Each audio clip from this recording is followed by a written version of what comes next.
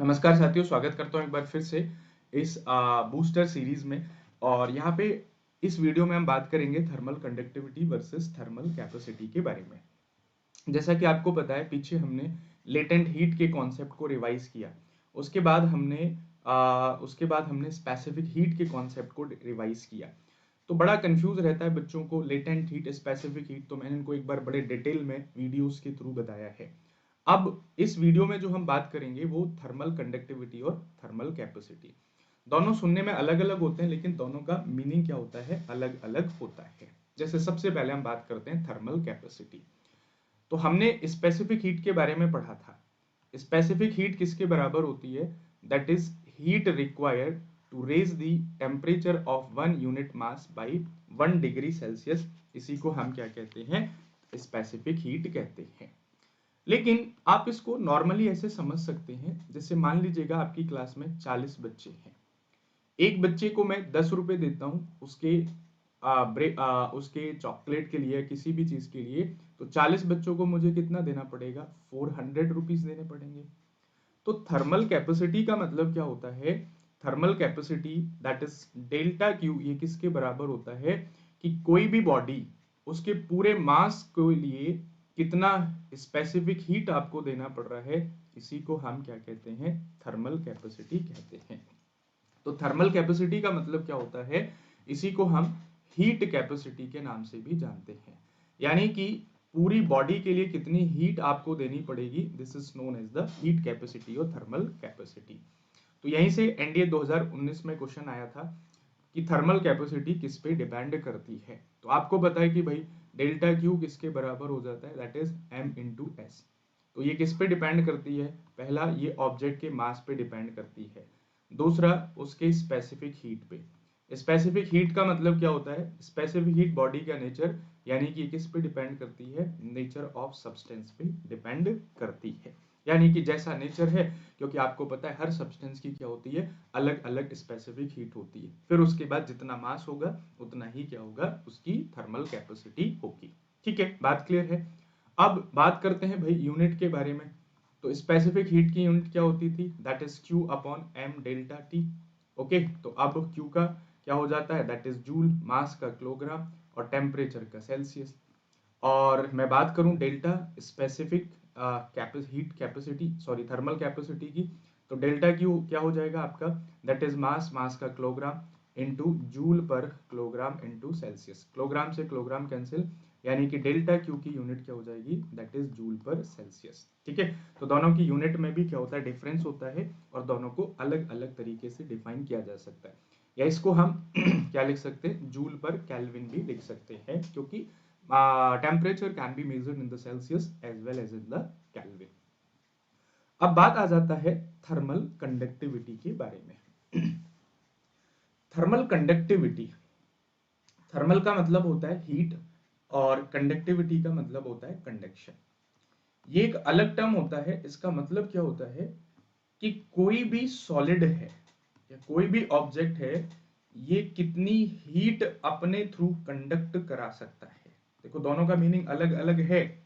दोनों का मीनिंग अलग अलग है कि वो क्या था? थर्मल कैपेसिटी, कि कितनी हीट चाहिए उसके 1 डिग्री सेल्सियस टेम्परेचर को बढ़ाने के लिए। ये है कि ये कितनी हीट कंडक्ट करा सकता है। इसी को हम क्या बोलते हैं? थर्मल कंडक्टिविटी कहते हैं। यानी कि how it can be defined that the ability of solid to conduct the heat through it, to conduct the heat through it. यानी कि कोई भी सॉलिड अपने थ्रू कितनी हीट को कंडक्ट करा रहा है, इसी को हम क्या कहते हैं? थर्मल कंडक्टिविटी कहते हैं। और हर ऑब्जेक्ट की अपनी अपनी अलग थर्मल कंडक्टिविटी होती है। कॉपर की अलग होती है, सिल्वर की अलग होती है, आयरन की अलग होती है। ठीक है, तो हर किसी की अलग अलग होती है। अब इस थर्मल कंडक्टिविटी को किससे डिनोट किया जाता है? इसको कोफिशिएंट ऑफ थर्मल कंडक्टिविटी से निकाला जाता है। Coefficient of thermal conductivity which is denoted by के। तो के किसके बराबर होता है, इसको हमें समझना है। कई बार इसकी यूनिट आपको पूछ लेता है एनडीए के एग्जामिनेशन में, और स्पेशली एयरफोर्स के लिए यदि आप प्रिपेयर कर रहे हैं तो आप स्पेशली ध्यान रखेंगे, क्योंकि ये पूछ लिया जाता है। तो थर्मल कंडक्टिविटी को कैसे डिफाइन किया जाता है? it is defined as the rate of flow of heat per unit area per unit temperature gradient. क्या होता है? पर unit temperature gradient across the solid. इसका मतलब क्या हुआ कि कोई भी सॉलिड कितनी हीट को कंडक्ट करा रहा है पर यूनिट टेम्परेचर पे और पर यूनिट एरिया अक्रॉस द पर यूनिट टेम्परेचर ग्रेडियंट और पर यूनिट एरिया कितनी हीट वो कंडक्ट करा रहा है। तो इसका मतलब इसको कैसे डिफाइन कर सकते हैं? तो के को जो डिफाइन किया जाता है, ठीक है, mathematically, that is rate of flow of heat per unit area per unit temperature. कहने का मतलब है that is delta Q upon T. भाई rate of flow of heat, मैंने आपको बताया फिजिक्स के अंदर जब भी हम रेट की बात करते हैं तो हम उसको किसी ना किसी के रेस्पेक्ट में हम बात करते हैं, यानी कि डेल्टा टी का मतलब है कि टाइम के रेस्पेक्ट में हम बात कर रहे हैं। अपॉन में पर यूनिट एरिया, यानी कि कितना एरिया, और साथ में टेम्परेचर ग्रेडियंट। टेम्परेचर ग्रेडियंट और टेम्परेचर, देखो टेम्परेचर का मतलब हो जाता है दैट इज कैपिटल टी, लेकिन जब भी हम ग्रेडियंट की बात करते हैं, चाहे वो वेलोसिटी ग्रेडियंट है चाहे वो टेम्परेचर ग्रेडियंट है, तो ग्रेडियंट का मतलब होता है that is the temperature per unit displacement या डिस्टेंस, इसी को हम क्या बोलते हैं? Temperature gradient. तो ये क्या हो जाएगा? दैट इज एरिया साथ में delta T upon delta x. तो एक तरीके से देखा जाए तो यहाँ पे के की वैल्यू क्या हो जाती है, यानी कि के हो जाता है आपका delta Q upon delta T upon में area into delta T upon में डेल्टा एक्स। अब इसकी यूनिट क्या हो जाती है, ये थोड़ी सी इंटरेस्टिंग होती है। यूनिट जब निकालते हैं क्यू, डेल्टा क्यू, क्यू मतलब हीट है, तो हीट का यूनिट क्या हो जाएगा? जूल हो जाएगा। टाइम, टाइम का यूनिट क्या हो जाता है? सेकंड हो जाता है। एरिया, एरिया का यूनिट क्या हो जाता है? Metre square.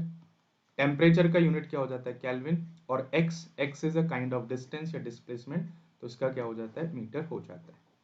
इस मीटर से स्क्वायर खत्म हो जाएगा। आपको पता है कि जूल पर सेकंड किसके बराबर होता है? तो याद करो, पावर किसके बराबर होता है? वर्क डन अपॉन टाइम के। वर्क डन को यूनिट जूल और टाइम की सेकंड, तो जूल पर सेकंड को हम क्या लिख सकते हैं? पावर। और पावर की यूनिट क्या होती है? वॉट, तो उसको हम क्या लिख सकते हैं? वॉट लिख सकते हैं। चलो नीचे क्या हो जाएगा आपका? दैट इज मीटर और साथ में केल्विन, टेम्परेचर की केल्विन, तो इसकी यूनिट हो जाती है दैट इज वॉट, मीटर की पावर -1 और केल्विन की power -1। That is the important thing जो आपसे कई बार क्या है? पूछ लेती है, ठीक है। तो उसके अलावा ये जो के होता है, ये क्या होता है? ये कॉफिशिएंट ऑफ थर्मल कंडक्टिविटी होता है।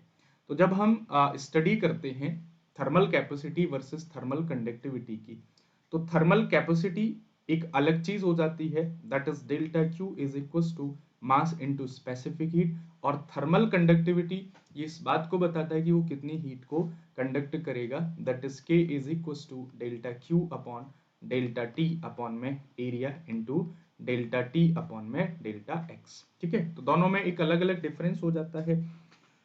अब जो वैल्यू ऑफ के होती है, ये के क्या होती है? यही बताती है किसको? नेचर ऑफ सब्सटेंस को। जैसे के की वैल्यू क्या है? लार्ज है, तो इसका मतलब वो क्या हो जाएगा? कंडक्टर हो जाएगा। क्यों? क्योंकि वो ज्यादा हीट कंडक्ट करा रहा है। और के की वैल्यू स्मॉल है, तो स्मॉल किसके लिए होती है? के की वैल्यू इंसुलेटर के लिए स्मॉल होती है, ठीक है। तो यहाँ से आपको पता चल जाता है कि कोई भी सब्सटेंस कैसे होगा, ठीक है जी, बात क्लियर है। जैसे सिल्वर के लिए कितनी हो जाती है के की वैल्यू? 406, कॉपर के लिए 385, बाकी ब्रास के लिए 109। तो ये क्या होती है? डिफरेंट डिफरेंट होती है। तो आई होप गाइस कि आप इनको बीच का जो डिफरेंस है वो आपको समझ में आया। अनअकैडमी ने दिया है आपको ये special offer, that is assure NDA preparation with these test series. Unacademy का टेस्ट सीरीज है, इसको आप एनरोल कर सकते हो। टेस्ट सीरीज हमेशा से आपके लिए इंपॉर्टेंट होती हैं, ये आपके कॉन्फिडेंस को बिल्डअप करती हैं। इसमें test as per the latest examination pattern, इसमें आपको मल्टीपल टेस्ट मिलेंगे जिनको आप दे सकते हैं। Test are curated and reviewed by expert के द्वारा इनको बनाया गया है। NDA mathematics full length test series, GAT and the mix sectional test series, ठीक है। तो इसको भी आप क्या है? एनरोल कर सकते हो। नंबर ऑफ क्वेश्चन जितने ज्यादा लगाओगे उतने ही आपको कॉन्फिडेंस आए। ओके, तो एनरोल नाउ इट। यूज करने इसको एनरोल करने के लिए आप SS30 कोड भी यूज कर सकते हैं। चलिए, जय हिंद, जय भारत।